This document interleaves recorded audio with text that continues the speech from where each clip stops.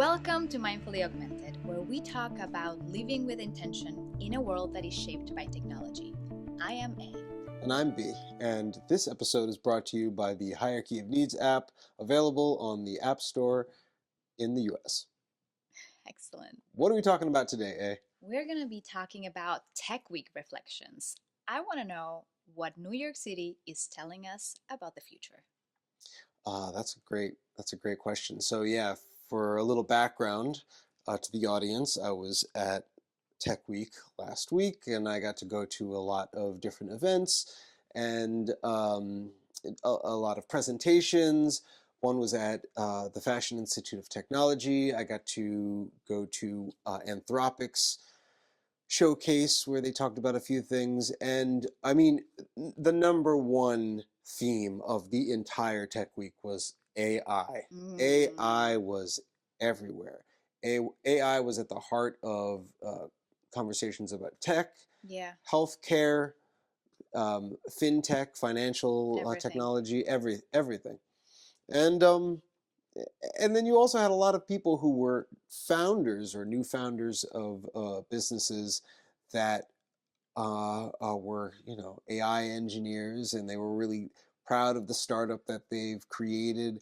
But what I found is there were a lot of people talking about the thing that they were in the middle of doing, but I found only one or two that had already launched their product and were generating revenue, or they were generating a user base. So it was a wide range. So you had all these people who were just like really empowered by the reality that AI brings, like just this emergence of this technology brings. It's like it's a great enabler, and there's a lot of people at the beginning of the journey, but then you also have people on the other end who are, I don't know, VCs. I got to see a fair amount of VCs speak, and they're recognizing that there's blood in the water, that there's things are getting dangerous. They're in a frenzy, and they're also looking at the valuations of some startups and how some startups with AI are able to just get these ridiculous raises for the amount of traction, that they have, or the amount of experience that they have. It just doesn't align up with. Do you think that some of this gigantic races that we're seeing are not necessarily I'm not saying that these companies are not going to push the product to be where it needs to be, but do you think that just because they are portraying something a little bit more evolved of what the products are available now, that they're getting those big raises because they're using AI to solve specific problems that they will try to solve those problems using AI, but that doesn't necessarily guarantee that they will be able to solve them? Yeah, so the three elements that I'm seeing to raises, and that's a great question, because there are three themes that I noticed. Number one theme is that they're a return founder. Yep. So that gives them credit. They already raises the bar of credibility. Exactly. They're either a return founder, or they're from some huge name tech company that shows that they have an outsized fit to the problem that they're saying that they're solving. And then the second thing I'm seeing is that there's the second theme is there's really quick adoption. Like they're able to, within a short period of time, just start generating revenue. And they're able to start. Well, that is priming very the appealing pumps. to VCs, for Yes, sure.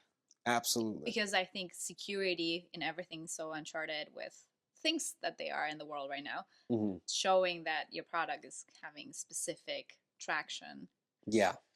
And then I think the third one you kind of alluded to is just that these products are just clearly, they can show it's clearly better than what already exists.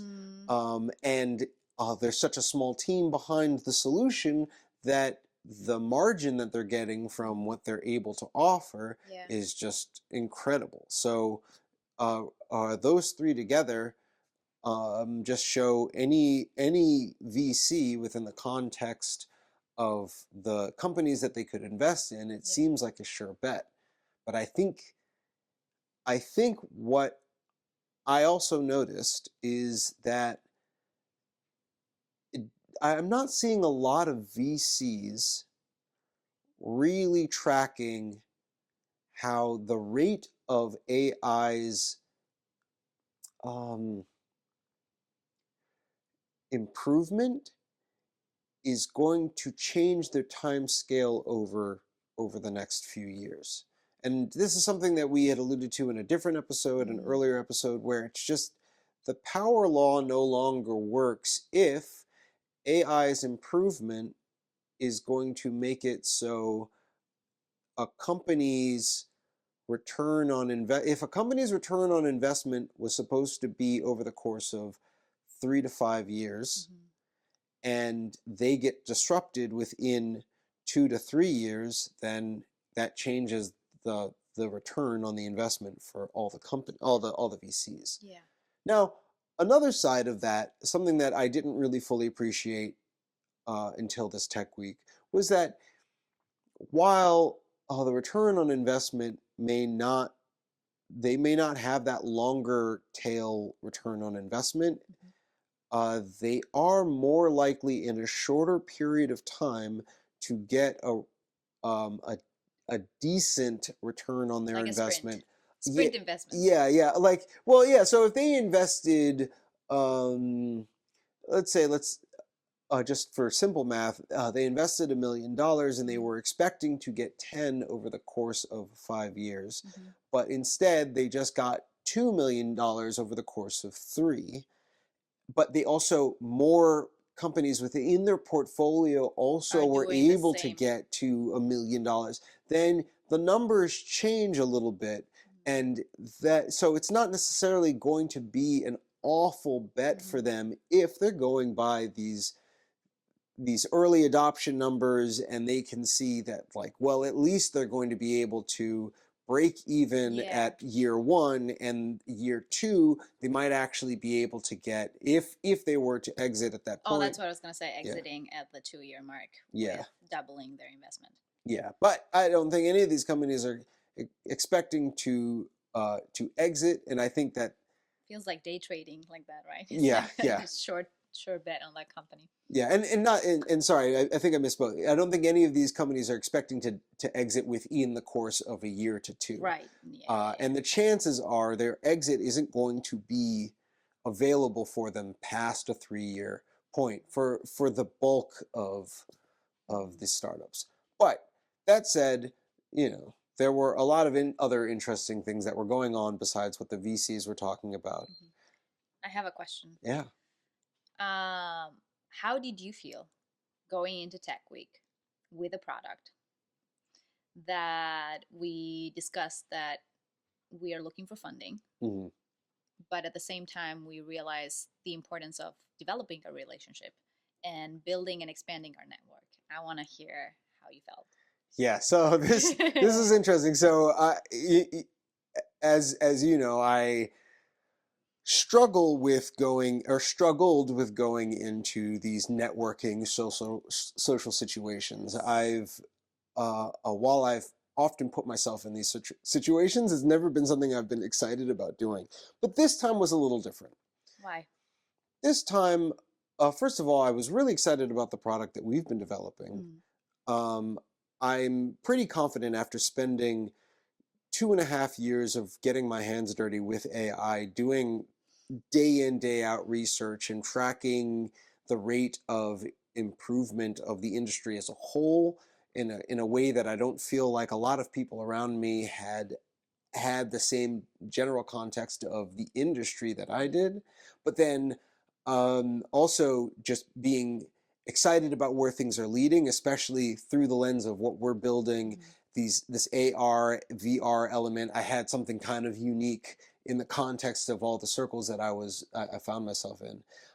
Something that did surprise me is how many people that I met that were moving in a very similar direction that I was. That we are. Yeah. But at the time, I'm speaking. Yeah, I have to note that I did not go to Tech Week. Yeah. We made a decision because of bootstrapped company, that it was best if he would go. I had things to tend, so. Yeah, yeah. So while there, uh, it was pretty amazing to see that there were so many like-minded people. They were taking different approaches to the same thing that we're trying to So do. the problem needs solving. The problem does need solving. Mm-hmm. And that's just like another form of validation that enough people recognize that this is a massive problem, Mm-hmm. and they also see that AI is a unique solution to handling such a big What is problem. the problem? And the problem is that there are so many unmet needs, Yes. so many unmet needs, and so the solution for all these different needs are in so many different places in so many different ways, and they're not necessarily accessible. Mm-hmm. They're not necessarily known about. They're not necessarily made for the people who need them. Yeah. Um, and so I got to see that in so many different ways, uh, and that was kind of exciting.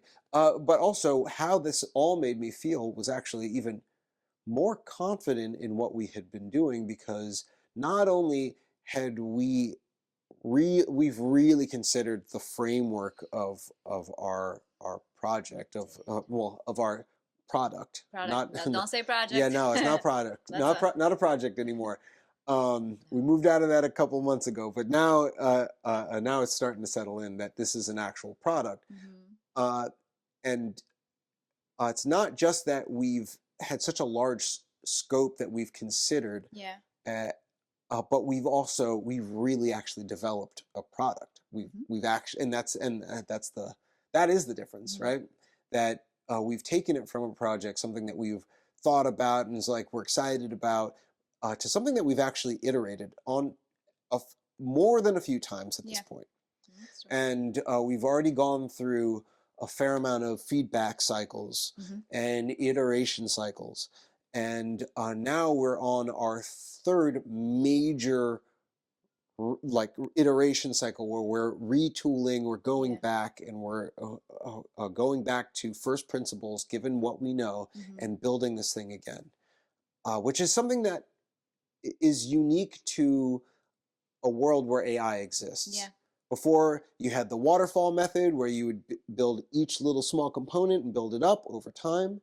And then you moved to the agile method, where Yeah. you would build like smaller products and build up. So you'd start with a little bike, and then you'd move it up to something that looked more like a car, like I don't know, a And then go-kart. depending what you have to Like, build, you would yeah, yeah. just shift. Exactly. And now it's all about like, well, you can build the whole product.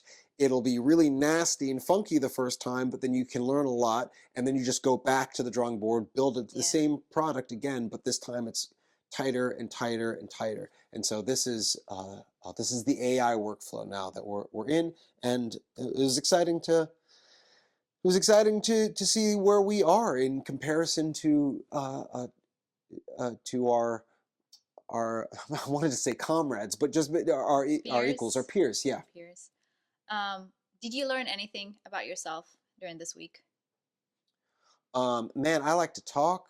Whew, I did not know You did not that. know. I didn't know how much I just like to flap at the gums. Like, man, Vibe. yeah, vibe chatting. I just would talk people's ear off, but most of the time I could tell whether Engaged. they're engaged in that conversation or not, and most of the time I felt that people were engaged in the conversations. I'm not interested in just talking to hear myself Yeah. talk. I talk because I'm actually excited about what it is that I'm talking about, and then that energy ebbs and flows. There's Mm-hmm. sometimes that I do want to talk to people, but I just the coffee's done. I didn't get enough sleep. I have the next event. Like, I had a panel to go speak on, and I was speaking to the host of the panel prior to speaking on the panel, and the host was like, "Yeah, you need more energy than that. Like, you got to talk about, like, this isn't exciting. Like, Yeah. like, and rightfully so. I was just so tired Mm-hmm. and a little under the weather at the time. So, what I learned is that I do like to talk, but I also, what I thought about myself before, that I didn't like to network, I finally had the opportunity to break that frame that I feel like was kind of holding me back a little bit, and I really did enjoy just walking up to small groups of people, and you just walk up and just look at them, and they almost always are just like, oh hey, like welcome. They introduce themselves, and Mhm. uh, uh, yeah, they're usually quite welcoming. That's awesome. So overall, lots of positives. If you were to give advice for early stage founders who are planning on going to Tech Week next year, what are some things that you would suggest? Hmm. Well, there were a lot of founders. I mean, I I think for other founders and myself, having well, you absolutely need a LinkedIn. This is There you something that go. I found very interesting. That like Yep. there was not a single event that you could apply to that you could like that having a It's your LinkedIn credentials. profile wasn't like it wasn't mandatory. Like every it was a mandatory for every single event. Also, uh, you need to apply to events like easily over 2 weeks prior to the start point.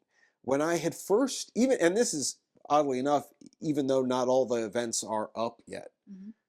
but I realized like, oh, I should have applied to so many more events, like and check in as it's rolling up because by the time I got to actual Tech Week, while there were so many events going on still that I could have applied Yeah. to, they were all over the place and the list was just so long and it was just so just it was just too much. Hmm. So if you can do it over time leading up to like the 2 weeks prior to the event, you'll have just a better roster of things that you know you want to go to. You will be able to have planned out Yeah. basically the events and try to like group them and things like that, and maybe even put them through a theme because there's that much going on.